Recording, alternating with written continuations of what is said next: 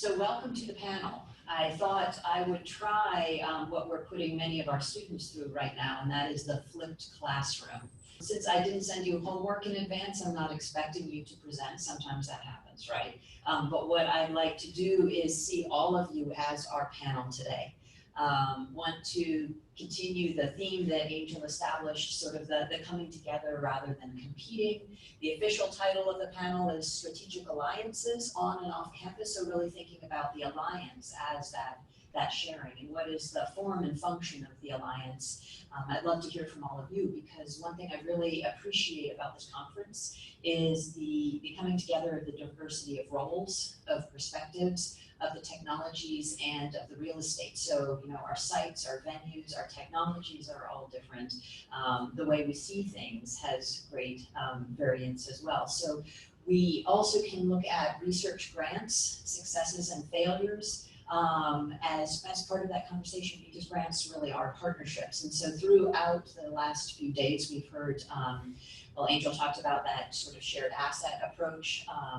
We learned about Memnon as an example from my perspective. I would call that a P3, public-private partnership. I don't know if that's the language that you use here at the university. Maybe you have another way of looking at it, so we'd love to invite conversation about that. In Laura and Cam's presentation,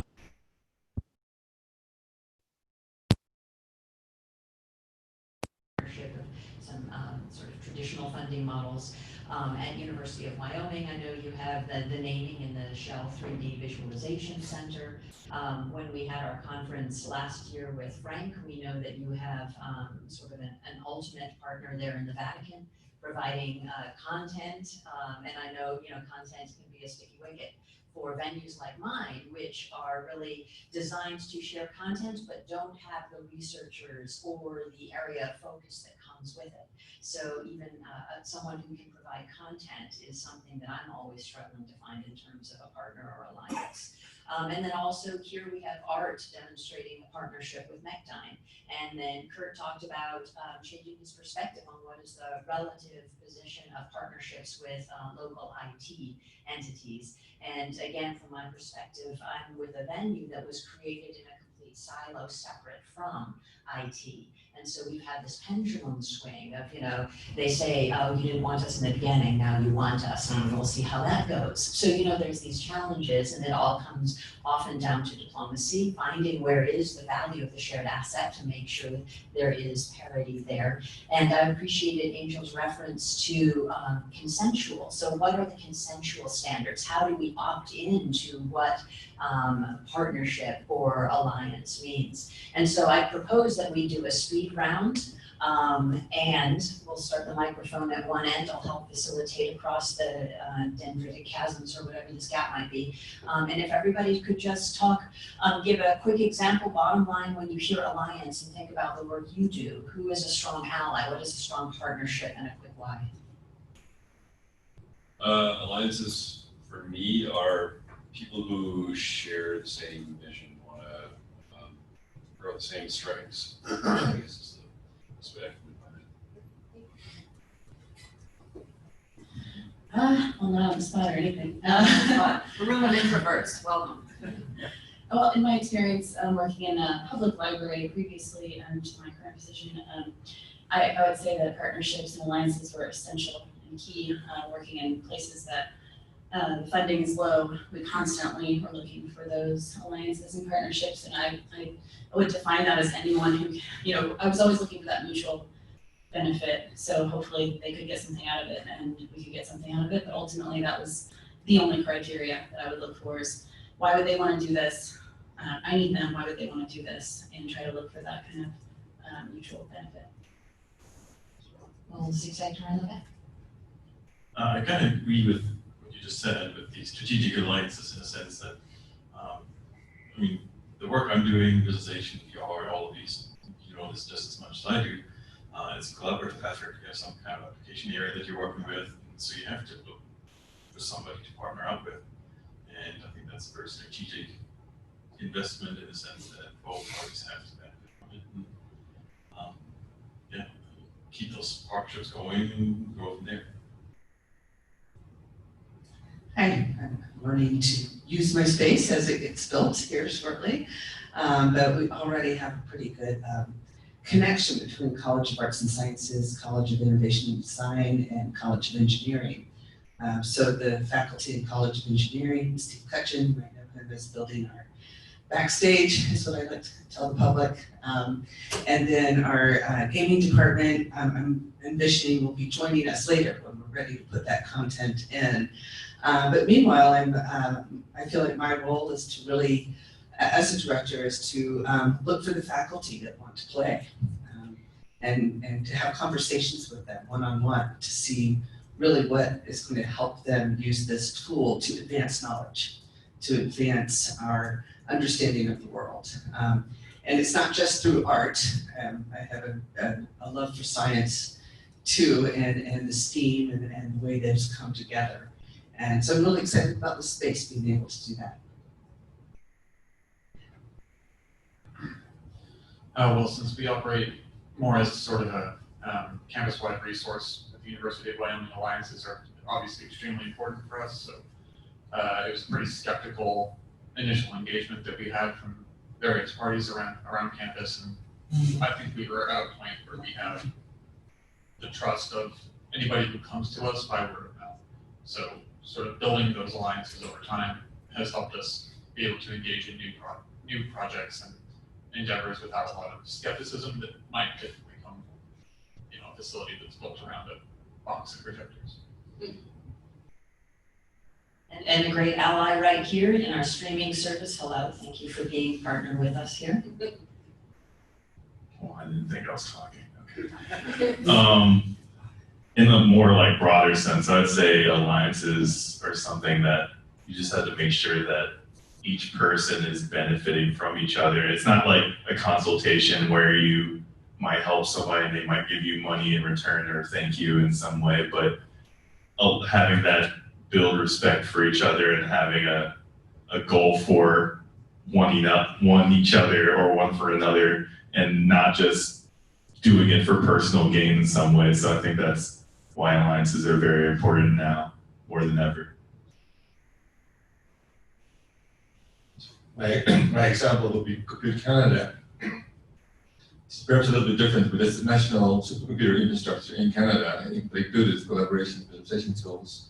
And it was funded after researchers from all different fields came together and told the government we need money for computers in Canada. So this had interesting consequences, like me trying to explain to people working on the Large Hadron Collider why we were spending so much time simulating water molecules moving around. And they know exactly how much cycles they needed to simulate what the detector would be doing 25 years from now. But very different fields. But because we needed the same infrastructure, eventually the government funded that, and it's continued to be mostly researcher-run, complicated structures. So similar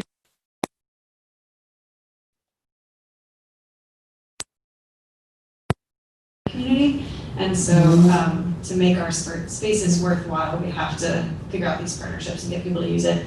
And I think a lot of these alliances and partnerships start with just getting people inside our spaces and broadening what they think they can do in there, how they can use it. And so often that's sort of the first challenge, and then from there, working to build that over time. Okay, yeah. So Eric mentioned in his talk yesterday, that a lot of times we partner with people around different campuses and around different places, and it's been mentioned a couple times, and I think he reiterated the skin in the game concept, where a lot of times we'll build the wall for you, we'll provide the integration fee, so we're not going to charge you for that, but you might have to buy the panels or something like that. Or when we put the vibes in various rooms in the fine arts department, you provide the space and maybe pay for the computers, we'll buy the vibes, something like that. But to a large degree, our group is kind of like what Kyle mentioned for the Shell Center. We exist to help people, right? I mean, if we were just there, coding Unity things for our own sake, then there's no reason for us to be there. We're doing it so that we sometimes do that, but it's so that we learn how to help other people when they come to us, and so we're really there to help those people. I would say some of our best alliances are the external groups that we have that we work with that basically echo our success. So just try to motivate them to kind of spread the word on their own. Those are probably some of our best alliances. Internally, some of the best ones are actually groups that don't want anything in response. So if we need support creating content, the people that do that all day, they come over and help us without really any kind of monetary or immediate gain. So it's probably the best thing. So I've been working at supercomputing centers in academia and DOE for many years, and the focus of those centers is to help scientists do research and science and engineering, make discoveries, things like that. So we're trying to get the computer science, a phrase that I've heard used is you try to get computer science out of the way so that people can actually do their science. So those centers are made up of people in visualization like myself, but there's also people who are experts in compilers and code optimization and message passing and hardware. So and all those centers share across, there's many of them, there's several SF centers in DOE, high performance computing centers. So we're all in a sort of an alliance together to try and get to help scientists in academia and in the Department of Energy, and the science is a little bit different. Try to get science done. So those are all the people involved in the center really are people that we are in alliance with, but the scientists also, we are also kind of embedded with them, and they give us feedback, help us design better systems and provide better software for that. So that's my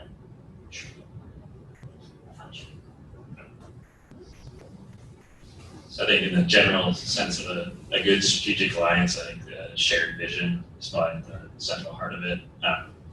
Just sort of a more focused example of what we're going through right now. We're trying to start this notion of an emerging technology hub at the Wisconsin Institute for Discovery, and that's to try to fall kind of in line with sort of the general direction of our side of the building. And we're looking to essentially what is a strategic alliance, form a strategic alliance with an industry partner in town who has a very shared vision of basically trying to bring emerging technology to the public, but also to engage with more corporations in the area, which isn't always a focus of our campus as a whole. It is, but there's a lot of red tape you have to potentially go through sometimes. So trying to weave through that at the higher campus level can be, I guess, part of the ugly sometimes amongst these good, bad, and ugly. So I'd be interested if anyone else has done that endeavor before. We are in the process of doing that. It's coming along, and I think we're getting there, but it's a time-consuming process to get certain agreements in place. Campus wants to make sure that the particular business isn't going to be benefiting, I guess, more than we would be, things like that. So, which makes sense as a public research institution. So, at the same time, I think there could be some serious benefit to both parties if it were to succeed and all work out.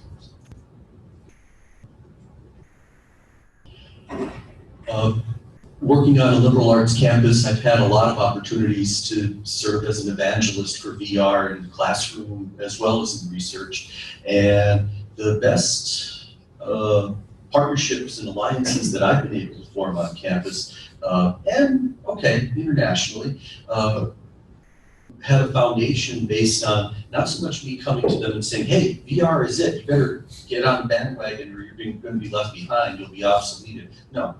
The softer sell. Hey, here's something that we put together. Is this something of interest to you? Is this something that could help you? Can it serve you better in your needs? Sometimes they'll say, great idea. Other times, no, you've missed the boat. This is not what we're looking for. Great, tell me what you are looking for. And from those kinds of conversations, I've gotten the best alliances formed. I think some of the the more interesting alliances that we've had have been with the students, especially with the student innovation spaces I had talked about, where there was a group that was interested in the goal of providing that kind of technology to campus. So working with them and treating them as a campus alliance is really been pretty beneficial to us. And I'd also say, kind of taking that the other way, in working with some outside companies and things, focusing on the benefits that we can provide to our students tends to really be a big help in kind of coming to some common ground with working with some of those groups as well. So I've had a lot of alliances that work really well as a very collaborative collaboration where we bounce ideas back and forth and work on projects together very well. Then I have other projects where we have sometimes just a single meeting and then I just go and run with it. And I've noticed that there are both successes and failures in both of those methods. And so I haven't really figured out what the best plan is or what even the best relationship is, because sometimes things are very, can be very hands-off between collaborators. But one thing that is kind of also interesting I found is the core function of my lab is to create VR content for the other curriculums and other faculty that the other professors that want to use VR. And so for the other faculty, I totally go out on a limb for them and just put in a ton of work without really, any effort or any time measurement, or just do the best job I can for everything. But then we also are positioned where we can do contract work for outside companies, which everything has to be measured and invoiced and all of this business, red tape stuff. But it gets really confusing for me when there's a project for an organization that kind of falls into a gray area. And so I don't really have a clear blueprint of how much I should really commit to them. So those kinds of things are always a challenge.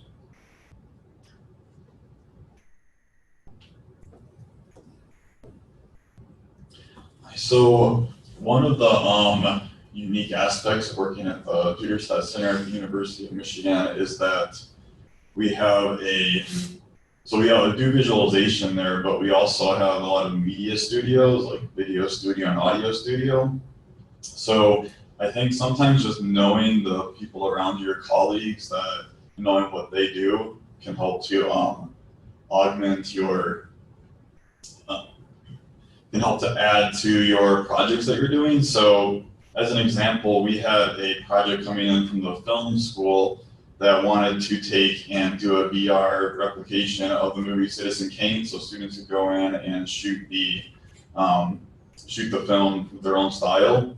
And I'm a programmer. I don't know too much about video cameras and the way they're supposed to work and what the focal distance and everything is supposed to do. So it's very nice to have some people around that are they're experts in video cameras. It's what they do, right there in our office. So being able to go and talk to them about it, see the video cameras was a huge help to that project.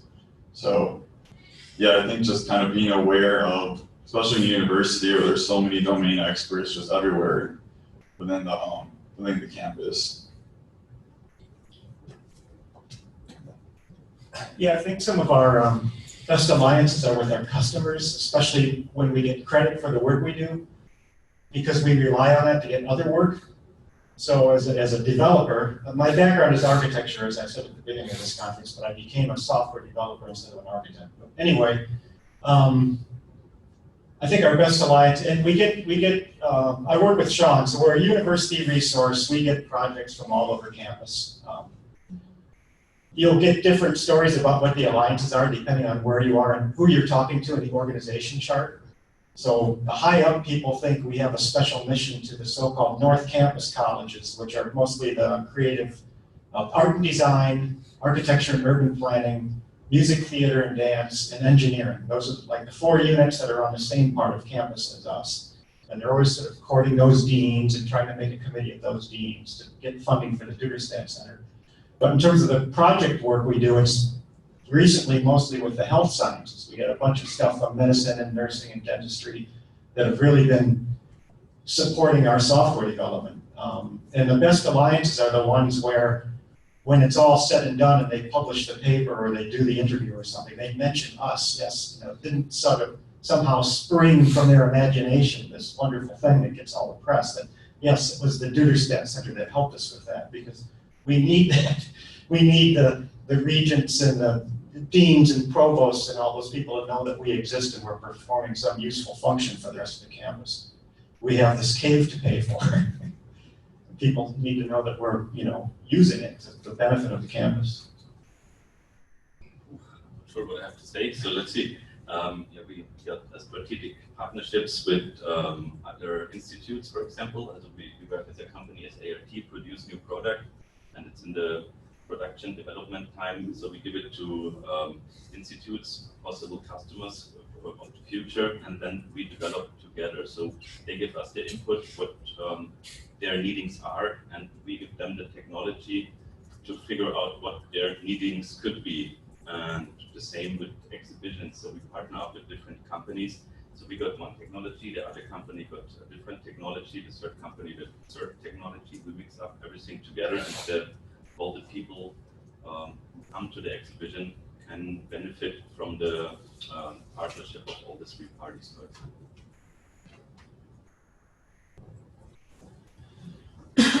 Well, after hearing everybody, I feel like I'm the rookie here, and I don't have any experience with partnership. I just started last January, and before I came to the university, they even didn't have a lab or in virtual reality. So I'm responsible for starting the program in gaming simulation back in Victoria. But so I would like to hear from how to gather students for the partnership.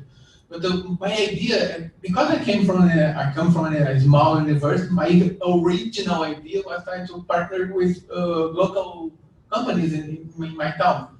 But again, after hearing everybody here, I think trying to find other universities that have more experience and offering us as like some sort of help for us to learn faster and develop faster might be a better approach. So if anyone's interested, we are open for business. Well, I think from the software side, well, MacDime can often bring to alliances its years of experience with the expertise and capability with the technology. I think particularly like with my own interest, I think what we really gain from participation in alliances is just the shared enthusiasm for the technology and use of advanced visualization. Learning the identification of different challenges among different industries, within different departments at different universities is just tremendously interesting and exciting to learn, and to try to look at how those problems can be tackled, either as potential opportunities beyond or just as stuff that's really cool and engaging work to see being done. To see the types of things that are done in student competitions can just be really exciting to see. And so we gain a lot just from I think, seeing what types of things are out there, and anything that can help to where we can learn, share, and promote the use of advanced visualization across a number of different disciplines and different business areas. I'll echo a couple of things. First of all, it's a pleasure to sponsor something like COG because of the synergy. I could attempt to share your story with another university, but when you share directly at a situation like this conference, it has a lot more meaning and you make those connections. I'm not in the middle of trying to share your connection as you're solving common problems between your centers. The other thing I'd like to mention is as an integrator, well, Chris said we solve a lot of common problems that everybody faces from time to time. But there's a lot of innovation that goes on that it's wonderful to be exposed to that. And when I say innovation, it actually is things that MacDime has licensed from various universities for commercial use. A good example of that was the cave libraries. 20 years ago, We still sell a license or two a year for Cave libraries. And some of our other products have actually, the Cave 2 is a product license from University of Illinois Electronic Visualization Lab. So Magdyne would love to be your partner on innovation that perhaps your university is looking to license. And then the last thing I'd say is another synergy or strategic alliance. We've often written letters of support for funding applications where they want a letter from an industry partner saying this is relevant, timely applied research. We're glad to do that. I've even served as industrial PI on some projects, and the give and take was helping make those connections to show value in the work that was being done. Wrap up with Emma Jane, and I thought we'll do a couple reflections. Angel has some comment too that I was going to read. So. Sure. Okay. We'll go to Angel. We'll go to Emma Jane on a couple of reflections, a little popcorn, and we'll wrap up by the earthquake drill at 10:15. Yeah. Okay. Good. To Angel. All right. So let's see. So Angel's asking, is anyone using the other XR platforms devices such as augmented or mixed reality? And then she has a follow-up. Is anyone interested in using these mobile class devices to help teach content in the class?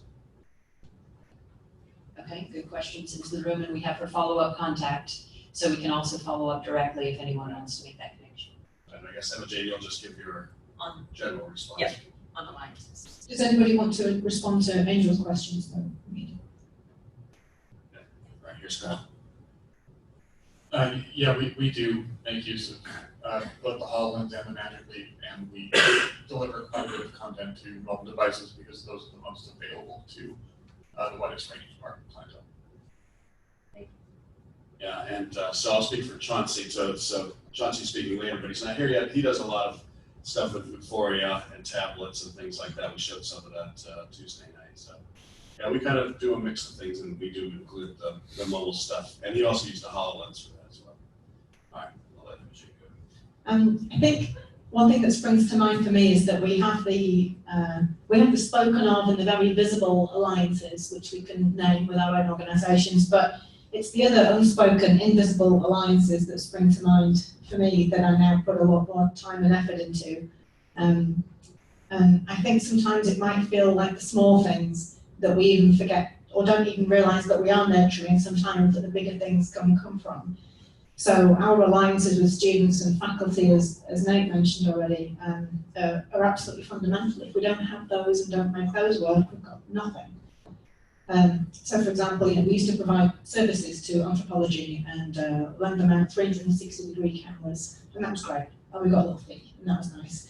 But because we've nurtured that relationship with them, we then ran short courses for them, and then we find ourselves collaborating on research grants where we have names on posters and papers, and we're actually trying to apply for funds together. And that kind of alliance to me is crucial, even more so because there might be 20 potential alliances like that. We are the Shell 3D Visualization Centre at Wyoming because Shell donated X amount of funds to the facility. Do we have an ongoing relationship with them, and are we supporting them with any services? No. And that's okay. That's not a bad alliance, it's just a different kind of alliance that I don't have to nurture on a daily basis. But the spoken and visible ones are one thing, but the unspoken, invisible alliances to me, I think, are the more important ones that I have to give more time and effort to. So I know we've expanded our membership to not be exclusive to higher ed, and we have some folks coming in from that world. And for those in higher ed or education in general, we know that students is often the drumbeat. Appreciated a couple connected dots there to the unspoken alliances, unspoken partners, and also the gray zone I heard, and also maybe the parallax view, where we have the overt and the covert relationships where maybe we think the hierarchy looks like such and such because that's the name on the banner, or that's what we were empaneled to serve, and yet we know that maybe the duties have shifted and we're serving a different cohort or through a different means. We also heard about the difficult relationships. So when we think of allies as maybe a family member, some of our families can take the tough love feedback, and some of our families are a little more fragile, where maybe we learn to walk around certain topics. And so how do we have partnerships that may be seen as a beneficial adversary, right? How do we learn to do better in those struggles? Or how do we learn to reach out to a deeper or broader kind of invoking of partnership and alliance? Those are just some things we looked up. And how do we use each other more deeply as allies to see alliances, and as partners for content or tools or insight exchange? So I look forward to the next continuing evolution of this group, where we really figure out how to operationalize these types of exchanges. So in the next 6 minutes, popcorn round, did anyone sort of spark something from hearing someone else where it came out of turn and you didn't get to put it back into the room for the benefit of all? A fractured family, did that trigger anything? Here we go to Kyle. Okay. Well, I'm not certain that I have a ton to add on the topic, but your mentioning of kind of different partnerships that you have around campus, becoming statements about their innovations and the wonderful things that these various partners that you're working with are doing, without it kind of coming back to the center that at least helped originate it. That definitely resonated with me, and I think it's a danger, because you could end up being the Wizard of Oz behind the scenes, and your institution kind of withers as the fruits are reached by other places. So I just empathize with that, or share that experience. So I'd be interested, show of hands, how many people have felt that sort of in the spirit of servant leadership model, you know, where you do what's necessary, you may have seen the credit or the accolades sort of stack somewhere else. Is anyone else familiar with that? Yeah, I know I am. So where is that beneficial, because you're feeding, you know, the ecosystem, the greater good, and where does that become a weakness in the model? I really love the transparency of accountability for outcomes that we saw, Bill, I think with your colleague presenting on how to account for how our assets are used. And then also I know I struggle with, well, just because there was a larger head count in one room, does that mean that event, that activity is more important than something that may have had a lower head count? So where do our own best efforts to quantify and benefit also have kind of implicit vulnerabilities to us? Any other concluding comments? How can we do things better in terms of building allies, partnerships? Specifically when it comes to grants and funding, and then thinking through the lens of state funded. I know I'm in a state where our education funding from the legislative level, we used to get at my university 70% of our funding from the state, 30% from tuition. In the last 10 years, we've reversed that. We have 30% from the state, and probably going down is what we reasonably expect. So then we have to put 70% on the students, and then we have to enter into this debate about, you know, sort of the devastating crushing burden of student debt. So you know, how do we balance these things as the pendulum swings? Ed nods. I know libraries probably feel this. I was just going to add, this makes me think of the theme of this conference in general, measuring the impact. And I think that it's really difficult to show the impact of these immersive environments, because there's only so much that hard metrics can show about how many people attended this event or how many hours students spent creating this for them. And so we've had to find ways to kind of shift how we talk about the impact of these spaces, because in situations like we put a lot into a partnership and we don't see the outcome of recognition. And so we've been turning a lot more frequently to storytelling and using that as a mode of showing this impact, especially when we're talking with funding agencies or private donations and private funds. How can we say, you know, there might have been this many people in this class, but this one person from this class attended this and then went on to decide to take this class and then started to switch their major or something like that, and finding those really great pinpoints to latch on to show some of the impact that we're doing. It's a very gray and fuzzy area, and we're still figuring out. So if anybody else has a different solution to finding the impact and measuring it from these partnerships, I'd be really interested to hear. Appreciate that. And I think looping back to the organizing theme for the conference impacts is a great way as we wrap up this section here. You sparked in my mind the idea of long-term measurement. So how do we know then what the ripples, you know, the butterfly wing flapping, where does that thing go? Is anyone able to track kind of the longer term second, third, fourth bounces after you've ostensibly completed a project or a partnership? I know that's. I'll say we haven't done a great job of that, but I do know, and I've seen it, and sometimes we request this, right? If any paper comes of the result of you working on this system, right, then please credit us. Or it's the same is true for people who use our supercomputers. They often say, you know, please say that this was sponsored by, you know, University or Indiana University funded resources or what have you. And that might be an interesting link. Supercomputer providers are very aggressive, and rightly so, because the amount of CPU power we use is worth billions a year. You have to actually specify exactly according to text they give you in papers that these facilities are used. For the scientific use, this is only part of what people show here, you could easily mandate that if people use your case in the acknowledgements, they explicitly say this. Like in Canada, they collect every year when they review accounts, all publications and training outcomes. 4 or 5 bounces is too far, and there are privacy laws in Canada that would make it impossible. So you can do it anecdotally in the stories, people that you can track. But immediate outcomes for 1 year or 2 years out of a project, you can require formally from people who use facilities in exchange for using your facilities. In addition to potential roles on posters and papers, which would be more scientific collaboration or maybe artistic collaboration, not using a facility or a technology alone. If you look at papers from the area I talked about, John Stone and Jim Davis, are often own papers, and they're developers of software. But in some cases, their involvement is deep enough in terms of science that without what they were doing, it would not be possible.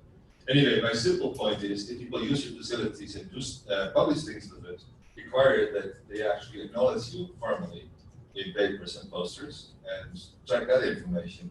That is standard elsewhere in expensive facilities. I have 2 comments from that. I think requiring that people do make comments and have a reference to you is really important. And you have to have that conversation out loud at the beginning, middle, or probably not near the end of whatever it is that they're writing. And it's not as a difficult conversation to have as you might think it is. No, it's difficult for us. Acknowledgement. You just got to have it. Back before that already. Yeah, it's less about an asking them and more of a telling them, if you're using this is what happens, and here's the information you put in.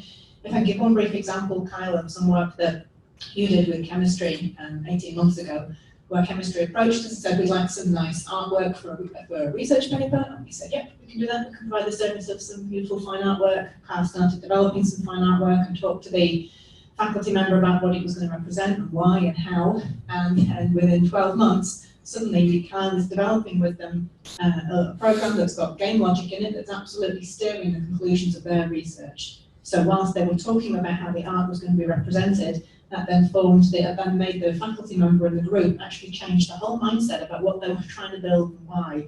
And we went from being at the end of the pipeline and making some graphics to being at the middle, at the beginning, at the middle of the process, and helping them actually write game logic to determine the science that they were trying to publish on. So we went from a name on a credit to some beautiful fine artwork to a published name on the paper that was crucial to the work.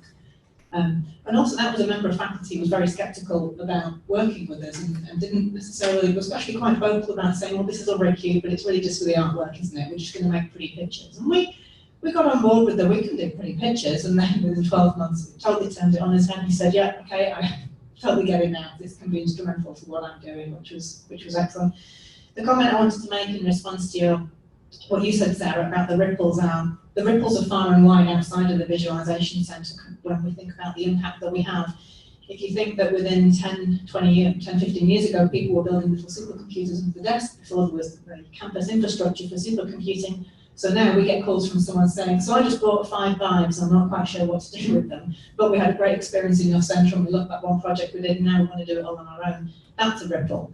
The innovation budgets that get afforded to colleges and departments where they're told to go off and do something innovative with this, then they come back to us and ask us how to spend it.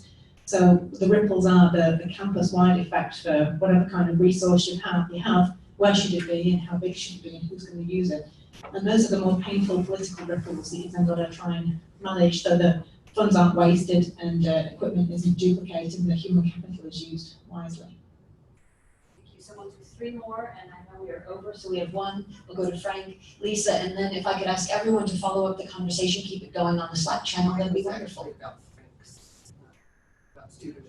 So this is just a really quick one, but it made me think of it when we were talking about acknowledgement both at the end and at the beginning and the end of the project, and something that we've been doing lately that has sort of helped also solidify a partnership is working with researchers to have them include us in the original grant in the broader impacts section, because thinking about how our technology can help communicate their research. And so it comes in at the beginning, and they're applying for the grant, but then at the end, after their research is done, thinking through, then they come back because they need to fulfill that section of their grant, fulfill that impact, that broader impact requirement, for instance, through NSF. And so it just kind of strengthens and makes sure that there's that tie that continues on even after they finish the project. And then somewhat related to that, and also bringing in the research grant idea, if you're trying to build an alliance through a grant, one good thing is have some boilerplate discussion already that you can share with somebody looking to build a grant around using VR technology. It helps them a lot. They may know that they need to use it, but they may not know how to describe it effectively to a grant reviewer. So it helps them a lot if we give them just a page, and then they can edit it from there, or we can work with them depending on how closely they want to ally at the beginning.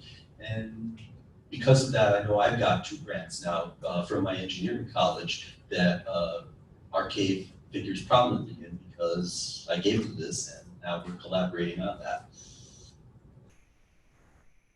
And then something that Shelby said about storytelling, I think is important. And then Frank was mentioning to me yesterday that you include questions on student evaluations for when students use the space, then they have to respond. So you can get great quotes and nuggets from that, and you can get your more internal support from your deans who will go and fight for your budgets. So I thought that was a really great, simple solution to, or not solution, but a contribution to garnering the enthusiasm for your funds. Thank you.